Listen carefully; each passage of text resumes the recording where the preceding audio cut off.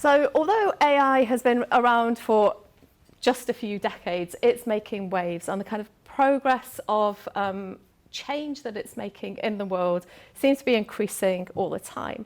And that's quite exciting if you're an optimist like me, because you can think about all these exciting applications that we might have, AI supporting climate justice, health, inclusion, and creativity. So this is a kind of aspirational view.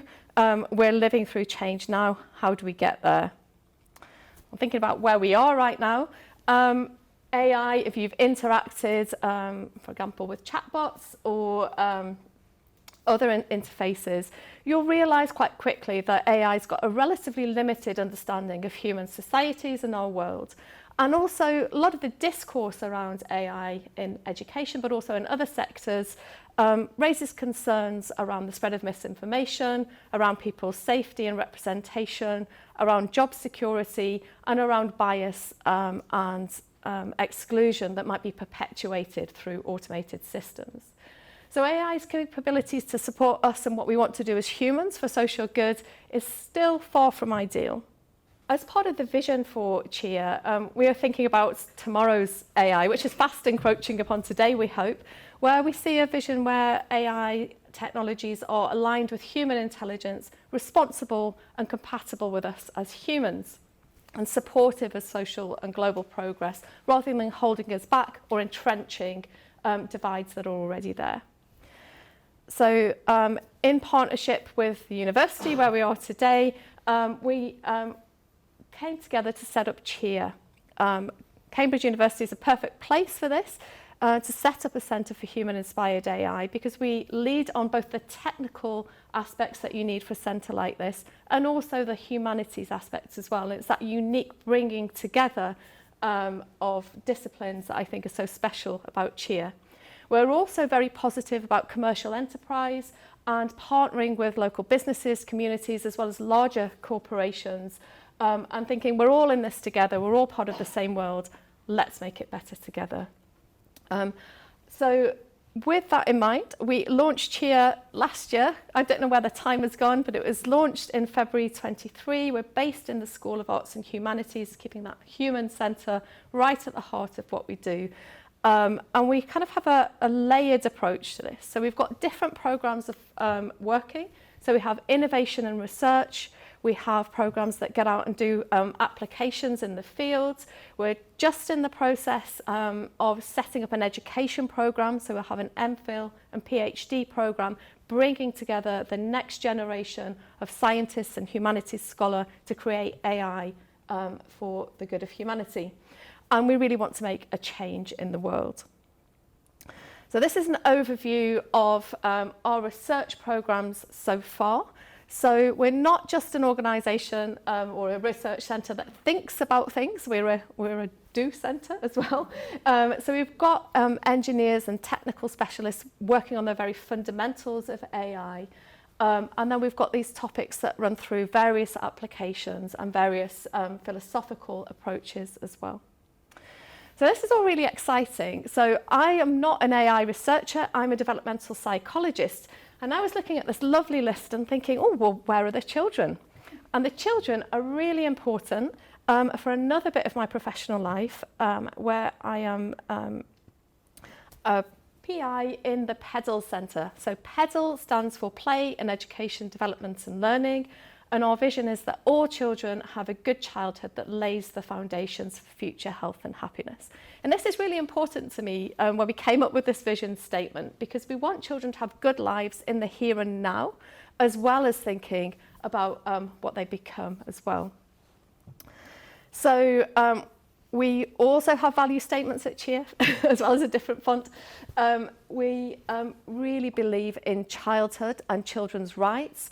And we also believe that to honour children's autonomy and humanity and to help them to become and fulfil their potential, that they deserve excellent research as well. And that's what we do here at the University of Cambridge. And today we're showing that kind of convening power, bringing together these two research centres to talk about a new agenda. And, being curious about early education is very interesting. I don't think we're collectively particularly good at imagining how our education futures could be different. So just to demonstrate the point, I picked some examples out from everyone's favourite 90s TV franchise, Star Trek, to show the future of education as envisioned in sci-fi. And what you can see here is really interesting. It's not particularly innovative. So you've got the Enterprise D nursery up on the left there. Maybe that was the origin of the sad beige trend in nurseries. We see another episode that the children don't have access to a functioning computer, which is quite funny. On Deep Space Nine, all the education is happening behind individual desks here. And over in the Vulcan early years education program, you've got children isolated in social skills bubbles. That doesn't look to me like the ideal future. So how do we take the science of what we do know about how children work and how they learn and grow and turn that into something more imaginative? For those of you in the room who are not from a background in early childhood, I want to emphasise the importance of this developmental period. So the period from birth until school years is an accelerated trajectory of development across multiple domains. You're learning to walk, you're learning to feel yourself in space, you're learning to eat, you're learning to talk, you're learning to problem solve. And the thing that really interests me about this period is that when children are well supported and looked after, this is a period of curiosity, of play, of wonder. And children build that agency for themselves. They are the ultimate learning machines. But because of that high sensitivity at this period, it means that environments and inputs really do matter. So relationships in early childhood make a big difference. Societal issues make a difference. Poverty, exclusion, racism, maltreatment by caregivers can have a huge impact in this period, precisely because of that sensitivity.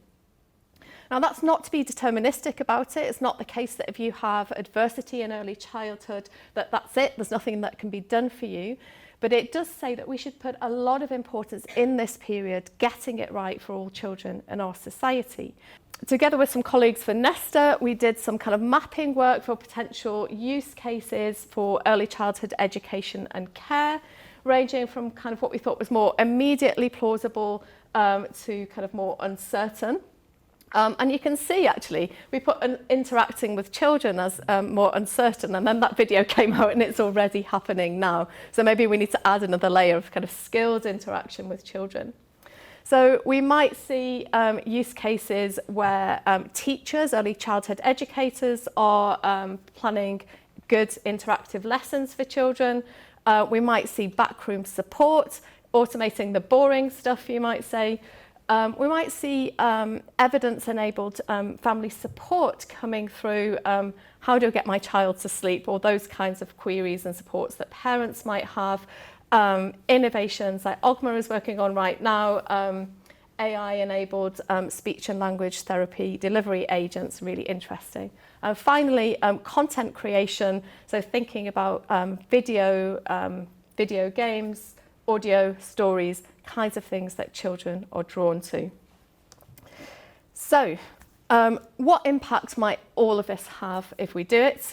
I think a lot depends on how it's used and what that impact is on trust and relationships. One thing that pops into my mind is that young children don't have that discernment to understand what's real and what's not. What is the implication of that for building a relationship with somebody who can interact with you? There might be safeguarding issues that come up there as well. There might be more positive things as well, though, impacts on learning and development and changes around caregiver behaviour if toys can be configured to nudge parents into three-way interactions. And I think there's a lot to think about in terms of impacts on inequalities. Are some of these innovations going to entrench the problems that we've already got, or could we be more optimistic and think about how solutions could arise? And to some extent, I think that depends on how it's created and the conversations we all join in this room today. So who is involved in shaping this? Is the primary motive for development of toys like that or other applications for early childhood primarily driven by profit, or is it made in collaboration? We're not opposed to profit, not at all. I think we want to create something that works for lots of different communities. And I think it depends, on an intentional stance with a lot of this, putting children at the centre as these things grow and develop. I'm also interested in how we think about evaluation. So at the moment, if you're thinking about implementing something in an education setting, gold standard might be a randomised controlled trial showing effects over a population. This stuff is moving too fast for the RCTs to keep up. So that's very interesting. And then finally, what is the role of regulation and monitoring of this? Who really should be in charge? And how do we safeguard children who are our future? So I don't have the answers to this. So I'm going to invite my panel to the stage to help me think through some of these ideas. So welcome to Ravi, Laurence and Hugh. Rob, sorry.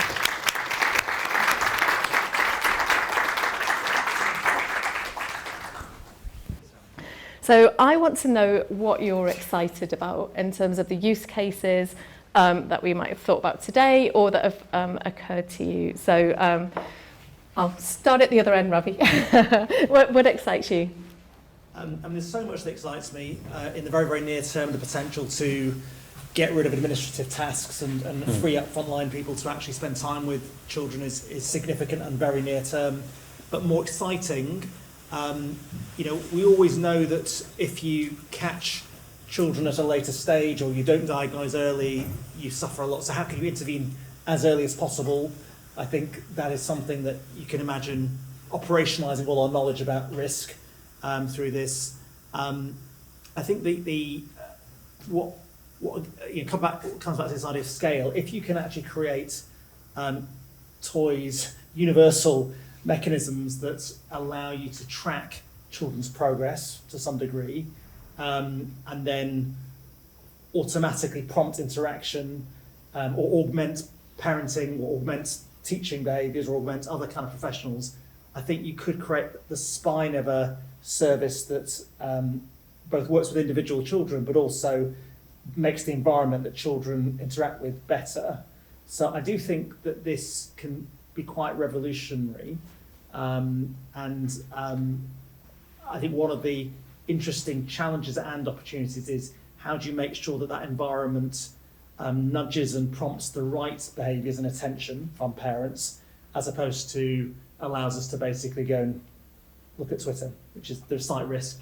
At moments I have to hide my mobile. I have to get my children to hide my mobile phone in order to not neglect them. That's how sort of addictive these things are. And the slight risk with more and more technology is that it allows for sort of parental neglect as opposed to prompting engagement, which I think with the right design it can do. So that's what I think is exciting. I want to bring you in there, Rob, because you've designed a product that is, it's got that interaction at the heart of it. Can you tell us a bit more?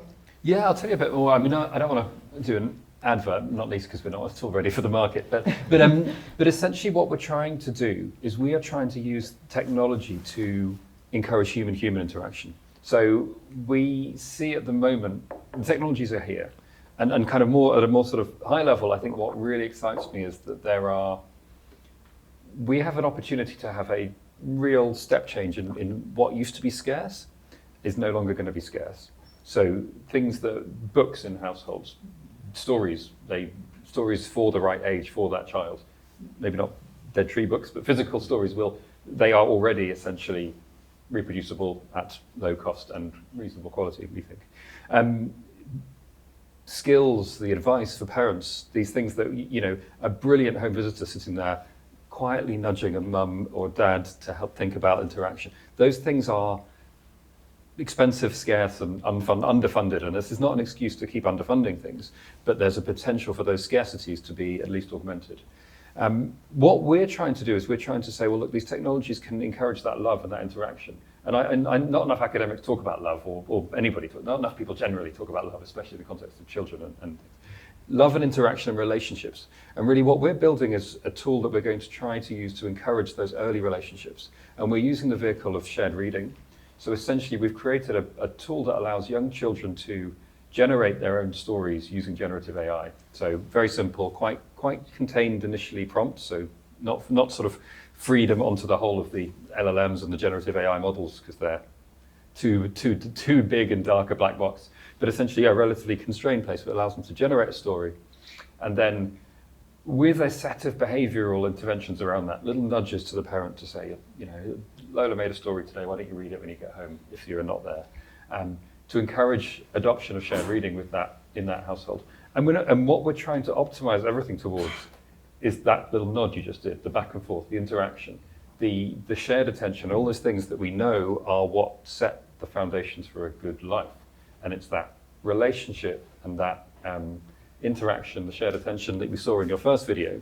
And we're trying to build something that really optimizes for that and, you know, gives them some joy and some fun and establishes those behaviors. So it's called Tandem, and we're very early stage, but we're doing some testing now to try and actually see, well, can we take this to families that don't necessarily read a lot? And which of those barriers to reading, we're not naive, which of the barriers can technology help with and which can it not?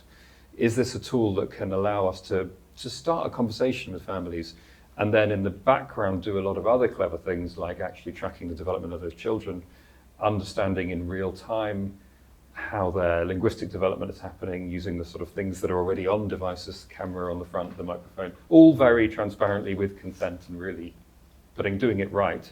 To then actually have a sense of really where that child is, where that adult is, and where that dyad is. Where's the relationship, and can the technology help? So we've got very big ambitions, and it's a very we're doing it quite step by step. We're not naive, and we're also trying to build it with a very strong kind of ethical oversight. We're sort of our motto is sort of, you know, move fast but don't break children. You know, it's got, you know, there is this responsibility of doing something in early years that means we're really having to think quite carefully about it and be quite deliberate. Thanks so much. Laurence, what are you optimistic about? Well, you know, when I saw that film and started talking with Peter and saw really the AI breaking out of, you know, a screen-based interface, you know, we're talking kind of robotics here almost. We're getting to a point at which the whole way we interface with knowledge, with the internet, is about to dramatically change. My vision, you know, I go to so many households. We have a program called Decorate a Child's Life that goes and renovates children's bedrooms where they're living in complete dilapidation and squalor. And one of the things that, if you're observant, that you notice is that children have very few toys. And we know that toys, you know, children will symbolize, you know, objects they see in real life into you know, a block becomes a mobile phone, you know, a shoebox becomes a house. I mean, they invent and they create.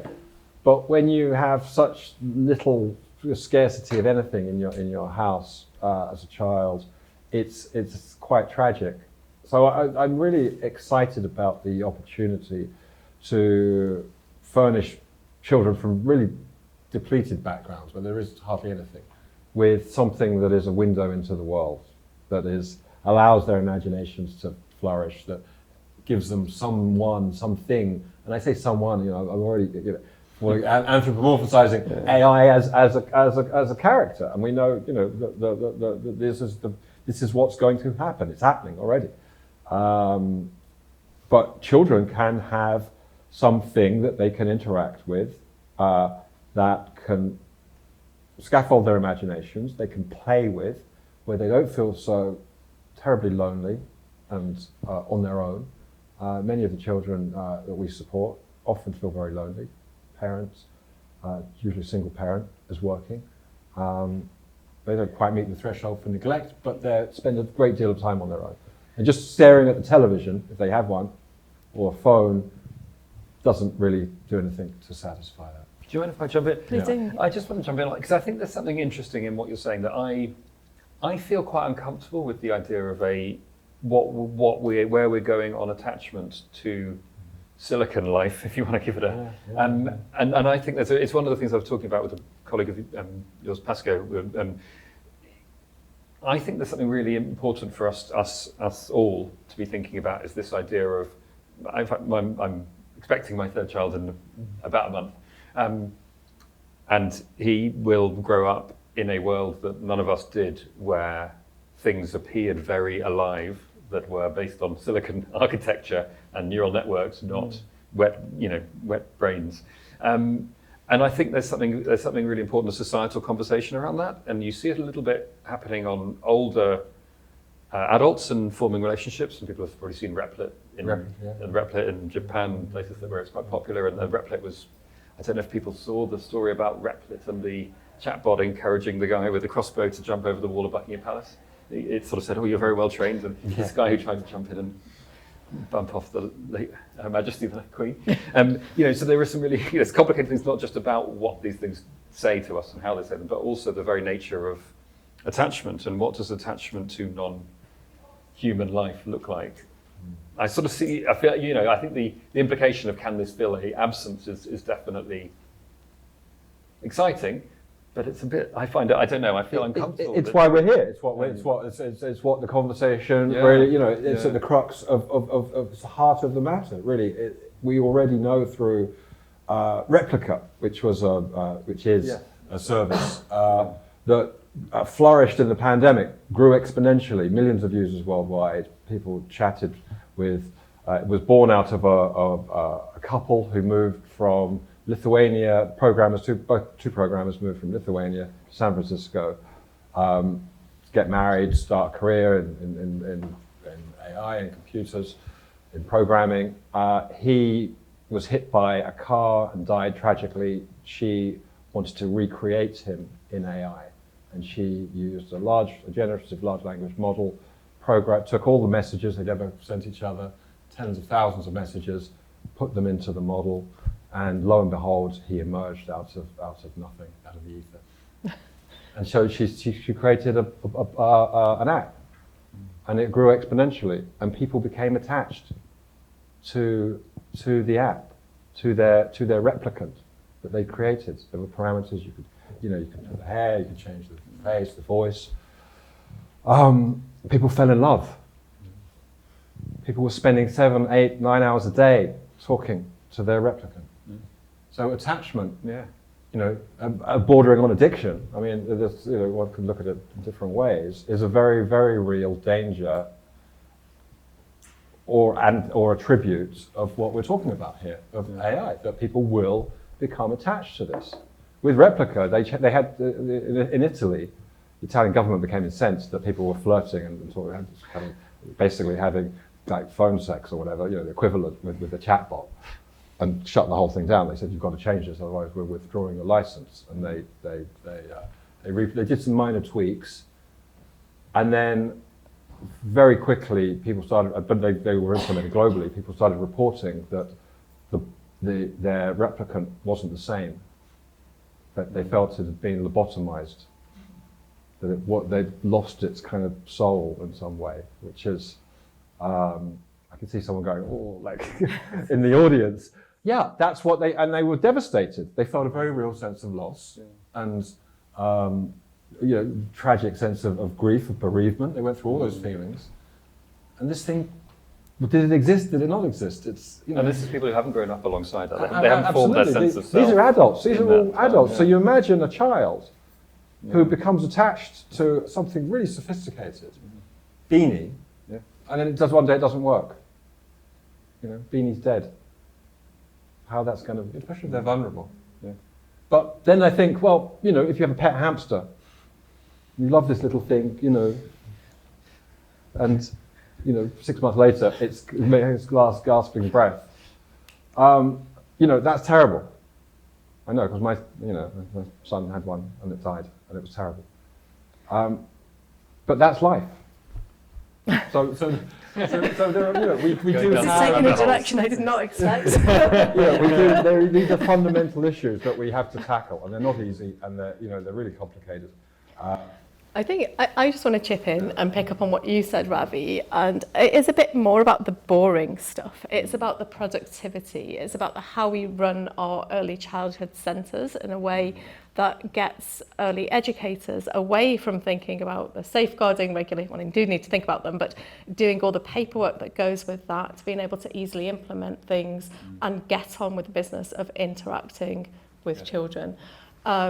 Now, I've heard some skepticism about productivity arguments, saying that actually every time we have these brilliant tools to improve our productivity, we just get asked to do more and more. So, Ravi, I don't know if you want to come in with views on this. I mean, I think that's, if you think about the admin burden, whether you're a teacher or speech and language therapist or in early years, it's pretty significant. I think Ogma, looked at it this is a speech and language startup that Louise in the audience is running, and about 30% of the time of a speech and language therapist is being used up on administrative tasks that we think can be replaced with AI. So sure, there will be new things. There are new tasks that come on, but it's in everyone's interest to increase face time with children because there's huge backlogs. So I think that's one of those things which is a near-term win. I mean, but Jenny, I think there's something, the other thing that I think is interesting on the use cases is how do services learn? So at the moment, what are the best schools or the best teachers in the country? You can maybe identify them, but you can't really identify what's driving that variation. But actually, if you are really understanding what are all the activities done in the classroom or done in the children's centre, you can start to get some clues about the associations between inputs and outputs and outcomes, which I think becomes one of those things where you enables you to continually learn, and you can see the diversity of experience and tweak things. And you talked before about the slowness of RCTs. I get you, but I think we can still have quite a lot of experimentation, but it can be more of a model of continuous optimization rather than let's pilot something, wait for many years for ultimate outcomes to be assessed and then learn. Do you see that catching on in medicine, paediatrics? I think, well, there's a sort of a joke that you sometimes get shared around of a picture of somebody sitting on a bin on a laptop, on a computer, and it's no show you're in the NHS without showing in the NHS. It's just to illustrate some of the sort of challenges. There's not enough chairs, let alone IT. And that said, I think within healthcare, I think this stuff is going to be absolutely radical, and in many ways the NHS is one of probably the best placed health system in the world to be developing some of these tools. So I think, and again, I think in the short term, I think these things are about, well, it's going to be interesting. I think they're about freeing up the time for the stuff we know that matters, and that's everything from a parent and a home health visitor to a GP or a teacher. I think there'll be a ton of those use cases. I think there'll be something very interesting that will happen, and one of the other things that really excites me is around how some of these technologies will develop outside of the global north in a different and sometimes better way, sometimes worse, but sometimes better, because I think that the bar to replace technology, to replace baseline will be really different. I was talking to someone yesterday about the abilities of some of these foundational models to analyze things like CT scans. Now, if you're here, you have Adam Brooks and a neuroradiologist if you get knocked off your bike. If you're in Sierra Leone, you don't. Now, would you now want an AI analysis of your CT head here? No. There, probably, because they're more, if you're lucky, someone will WhatsApp their friend as, they'll work the network. So there'll be really interesting things around how different use cases, now that brings risks as well, of course, but I think there is, the sort of shorter term stuff I think is actually is super exciting. It all is going to, unfortunately, lag behind regulation. We're going to have this weird thing where the regulators are catching up, and I don't know I was at a meeting about systematic reviews this morning, and we were talking about how the rules on systematic reviews, they're having a series of workshops, and next year they hope to put some guidance out on the use of AI in review. I mean, the tools are there and people are using them. So again, there's going to be these sort of challenges of how we move those things together, but I think yes, is the short answer to that. I think it's going to be radically disruptive. I think we all need to be thinking about it. And I think we all need to, whatever role, whether that's I took a decision that I wanted to try and start building tools, because when you're building it, you approach it in a different way and you think very differently to when you're sort of observing as an academic. But I think there's roles across all those different spaces. Laurence, how do you see this sort of building in the charity sector? So do you think this is going to change radically the way that you work with children in particular, or the potential things out there that you're already doing? Well, I hope so. I mean, I think there is great opportunity to lessen the administrative load.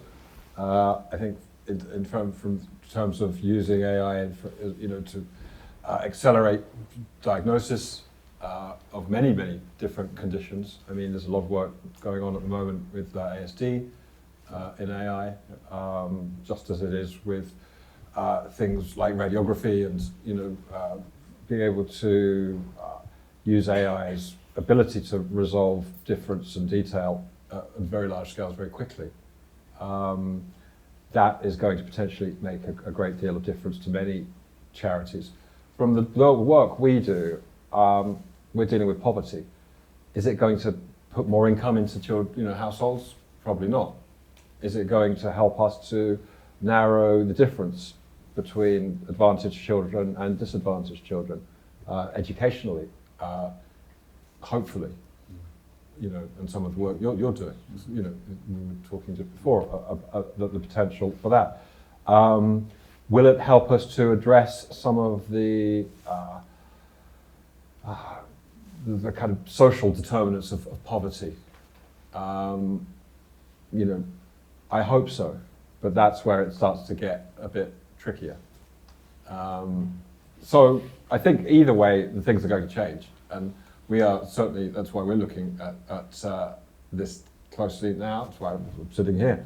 I mean, we're obviously aware that there is the potential to make a great deal of difference, but the questions are how, when, why, what are we trying to achieve, and can we co-opt systems and use them in probably, in the way that medicines are used off-label, for social good. So these are some of the things we're thinking about. Thank you. So I'm going to ask you a final question to reflect on, then we'll throw it to the audience to ask some questions. I'm going to start with you for this one, Ravi. So I'm interested, we've talked about regulation, we've talked about different actors in the system. What are the different actors that you think are important, and who should be leading on this conversation, and what are the different roles that might play out? I mean, obviously, this is there are roles for the private sector, the government, for academic researchers. It's a sort of complicated system. I think one risk at the moment is, I'm trying to remember the quote. It said something like, if there's one thing worse than being exploited by big corporations, it's not being exploited by big corporations. There's a slight risk that actually we don't get as much innovation in AI in this field as you do in others, because there's more profit in others, perhaps, or there's more concern about the ethical and health risks of experiments involving very young children, particularly under twos. So that's one risk, that you don't get enough innovation, and therefore you need some more deliberate, systematic research and innovation that's de-risked by government foundations and others. I think if we do see activity, how we regulate that is interesting. One analogy is to think about Facebook and Instagram and how we do that. At the moment, if you spoke to Ofcom, they'd probably say, we don't have visibility into the algorithms that Instagram are using and the consequences and effects on users, and who is becoming a problematic user as a result of this particular algorithmic change. I think what that speaks to is, rather than rules which just prevent, what you probably want is let the experiments play out, but have high degree of transparency about what's going on, so the regulators can intervene and adapt in real time.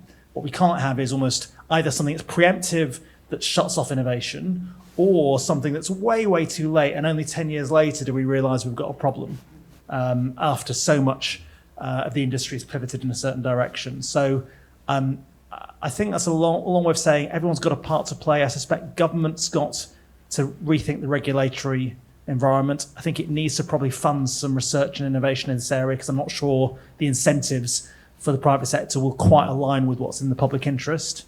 And I think there's something about how the public's voice and parents' voice in this is bigger as well, and how we enable that. Maybe we can use some artificial intelligence to collate at scale some qualitative insights to put that part into the debate.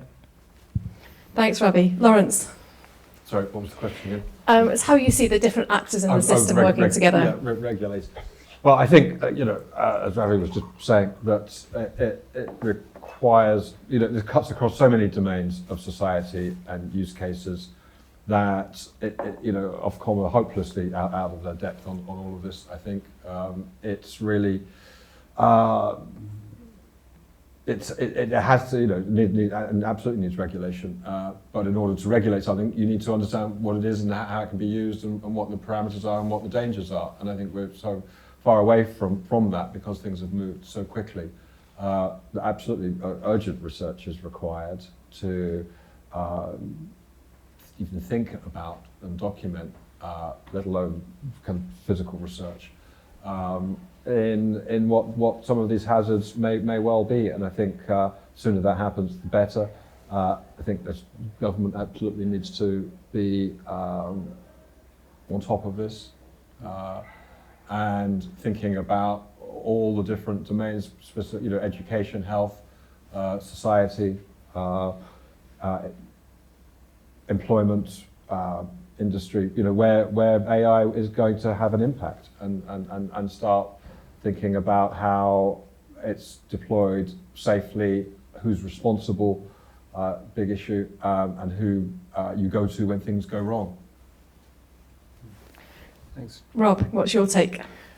Yeah, I mean, I think I completely agree with his points around how, well, first thing I think is, this is one of those things where you, even if it feels a bit uncomfortable and if it feels like you're out of your depth, I think it is, to borrow that horrible phrase, one we should all be leaning into. Like, I do think there's a basic level of understanding that is sort of necessary for anybody interested in sort of where society's going to kind of get to. It's that big an issue that you can't just go, I'm sitting that one out. I think it's going to be big.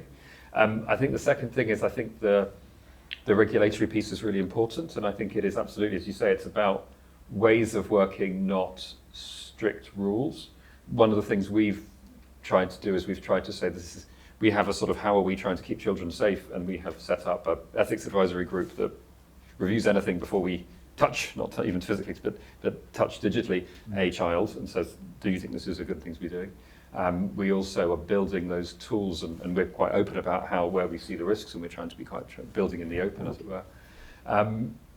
I think the other thing is, I think there is absolutely a role for, I think there needs to be a role for investment in this space. Coming back to, it's easy to drift into conversations about AI in general, and I think pulling us back to the early years, I think we would have to have a really good answer to the question, why wouldn't the early years in AI be neglected in just the way that the early years and in general is neglected by investors, policymakers, and sort of society more generally? Babies and toddlers are rarely the focus of our attention, far too rarely, for all the reasons you outlined at the beginning. So I think it does need some deliberate investment. I think that should come from sort of blended capital of people who want to make money, but also public finance too. And I think that's the only way we'll get good quality things. I also think for research there are some structural things that will stop academics being able to do good research unless we try and fix them. Things like how we approach not the principles of operating ethically, but the processes of ethics reviews. The principles of how quickly we can adapt methodologies. You mentioned research methods as well. I think we'll need to look at proxies as well as outcomes, so we can really course correct and adapt as we go. I think it's going to be a bit of a wild ride, but it's really exciting. The final thing is, I think there is probably a role for some sort of a global regulation on this. I know that's sort of a bit of a sometimes a taboo, but... You mean sort of UNESCO, or...? Well, so a sort of UN agency for AI does feel like it might be rational, or people like UNICEF have codes on AI. I don't know how good they are, their principles are fairly generic. But one of the things when we did these workshops a couple of years back, in our dystopia, was that really the early years are so formative if you were a kind of bad actor, if you were an extremely authoritarian regime that wanted a compliant population, and you were building tools, you'd be a bit silly if you weren't thinking about building bad, manipulative tools in the early years to build a compliant population. So I think there are some really sort of big threats, a bit like the autonomous weapons threat, that we should be thinking about with young children. And it's easy to forget them because we often forget children and babies, and we sort of think that's a family thing. And actually, this is going to blur that family society thing. So yeah, I think there's an awful lot to do. That's really interesting. I was thinking, as an educational researcher, there's a lot of dialogue about schools being those compliance machines in our society. Yeah. But we won't go there today. Right, But exactly. so that's such an important point with the centrality of parents and secure caregiving. So thank you for coming. Thank you for joining the conversation. Let's thank our panel. Thank you.